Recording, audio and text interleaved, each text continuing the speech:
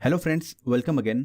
Friends, आज इस video के अंदर हम लोग ये देखने वाले हैं कि अगर आपके पास यहाँ पर 5,000 रुपये का अमाउंट है जो कि आपको पर मंथ इन्वेस्ट करना है अगले 10 सालों के लिए। सो अभी हम लोग कहाँ पर वो अमाउंट इन्वेस्ट कर सकते हैं। हम लोगों ने यूट्यूब के ऊपर कई सारे वीडियोस के रिव्यूज़ देखे हैं, कई सारे टॉप 5 म्यूचुअल फंड्स देखे हैं, बट अगर हम लोग बात करें अपने पोर्टफोलियो के अंदर तो हम लोग कहाँ पर इन्वेस्ट करें अगर हमारा व्यू यहाँ पर अगले 10 साल 7 साल से ऊपर का इन्वेस्टमेंट करने का है तो। सो अभी हम लोग इस वीडियो के अंदर रेडीमेड पोर्टफोलियो की बात करेंगे।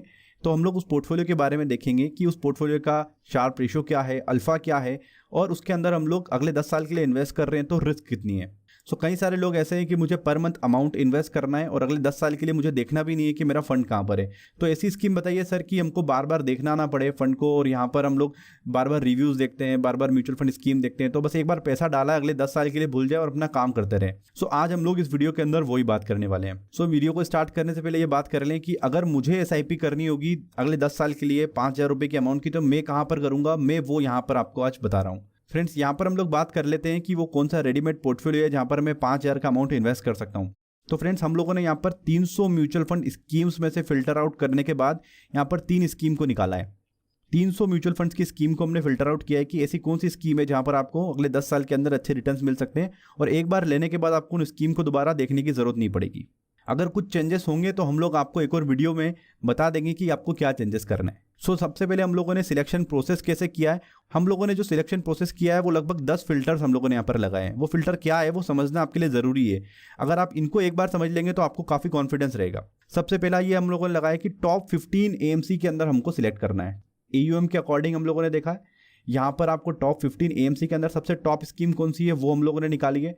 फिर क्योंकि हमको 10 साल के लिए इन्वेस्ट करना है तो हम लोगों ने इक्विटी म्यूचुअल फंड्स को यहाँ पर सिलेक्ट किया है। उसके बाद फंड की एज कितनी होना चाहिए, यानी कि वो फंड कितने साल पुराना होना चाहिए। तो हम लोगों ने उसके लिए क्राइटेरिया रखा है कि एटलीस्ट 5 साल वो फंड पुराना होना चाहिए।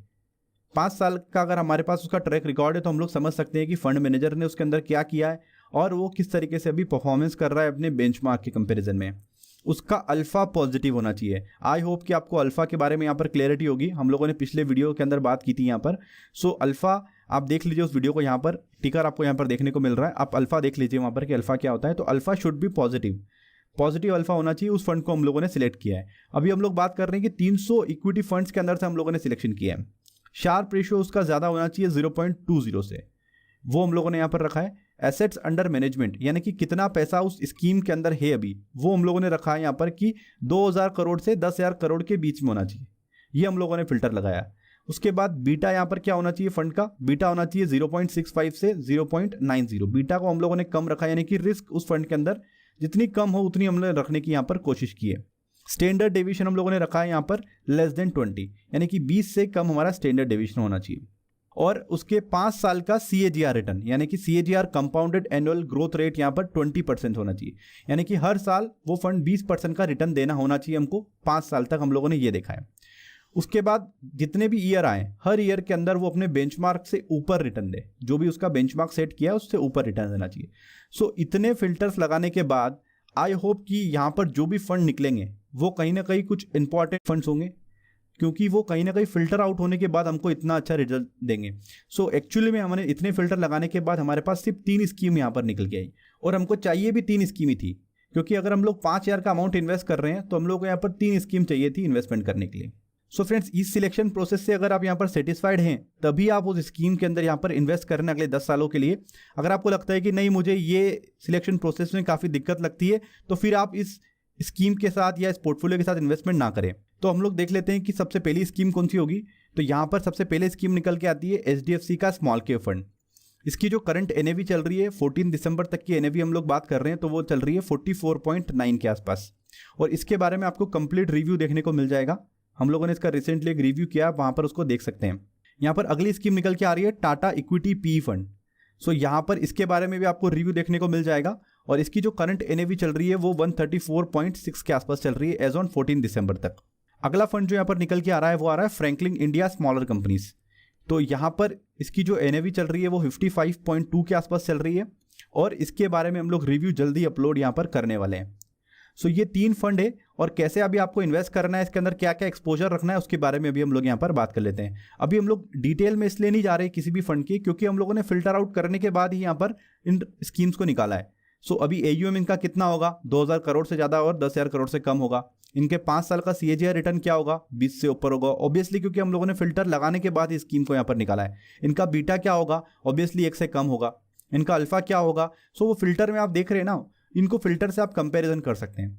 तो फ्रेंड्स यहाँ पर हम लोग पोर्टफोलियो देख लेते हैं कि HDFC स्मॉल कैप फंड के अंदर हम लोग 2000 का इन्वेस्टमेंट करेंगे, टाटा इक्विटी PE फंड के अंदर हम लोग 1500 का इन्वेस्टमेंट करेंगे, और फ्रैंकली इंडिया स्मॉलर कंपनीज के अंदर हम लोग 1500 का इन्वेस्टमेंट करेंगे। तो ऐसे में हमारा जो यहाँ पर मंथ का SIP आ रहा है वो आ रहा है 5000 रुपीज़ का, यानी कि 40% का वेटेज हम लोगों ने दिया है किसको, HDFC स्मॉल कैप को, और 30% का वेटेज हम लोगों ने दोनों स्कीम को दिया है। अभी आपको यहाँ पर 10,000 का अमाउंट इन्वेस्ट करना है, तो आप यहाँ पर इस रेशियोज को देख सकते हैं। अभी आप ये बोलेंगे कि सर ये तो सारा आपने जो एक्सपोजर दिया है वो तो स्मॉल कैप कंपनीज को यहाँ पर दे दिया है। तो देखिए 10 साल के लिए आप इन्वेस्ट कर रहे हैं, और जो लोग सीरियसली में फंड बनाना जानते हैं और जिनको लगता है कि हमको फंड बनाना है यहाँ पर, सो कहीं ना कहीं हम लोगों को इन म्यूचुअल फंड स्कीम के अंदर ही इन्वेस्टमेंट करना पड़ेगा जहाँ पर हमारा फंड बनेगा। तो हम लोगों ने एक वैल्यू फंड लिया है, एक स्मॉलर कंपनीज का फंड लिया और एक स्मॉल कैप फंड को लिया है यहाँ पर। अभी जो लोग नए हैं वो लोग अगर यहाँ पर समझते हैं मार्केट को, कैसे मार्केट काम करता है, तभी वो इस पोर्टफोलियो के अंदर इन्वेस्ट करें, नहीं तो फिर वो अपना मल्टी कैप फंड चूज कर सकते हैं। या फिर जिनको समझना है कि मार्केट कैसे काम करता है, तो पहले वो अपने कुछ फंड ब्लू चिप कंपनीज के अंदर बनाए, लार्ज कैप स्टॉक्स के अंदर बनाए, फिर उनको मार्केट की समझ हो जाए, उसके बाद आप इन पोर्टफोलियोज के अंदर आ सकते हैं। सो यहाँ पर जिनको सीरियसली फंड बनाना है, लिटरली यहाँ पर फंड आपका बन जाएगा। सो इन स्कीम में इन्वेस्टमेंट करने के बाद आपका एक पोर्टफोलियो यहाँ पर बन गया है। सो उस पोर्टफोलियो का एक्सपेंस रेशियो कितना आएगा, उसका एक्सपेंस रेशियो आएगा 0.91, उसका शार्प रेशियो आएगा 0.56, उसका स्टैंडर्ड डेविएशन आपको देखने को मिलेगा 15.31। पास्ट 3 ईयर का CAGR रिटर्न हम लोग देखें तो वो 16.11% का देखने को मिलेगा। 5 ईयर का CAGR रिटर्न अगर हम लोग देखें यहाँ पर तो 22-23% के आसपास आपको देखने को मिलेगा एज ऑन December 14, 2018 तक। सो ये अपने आप जो फिल्टर बता रहा है कि 1% से एक्सपेंस रेशियो आपको कम मिल रहा है।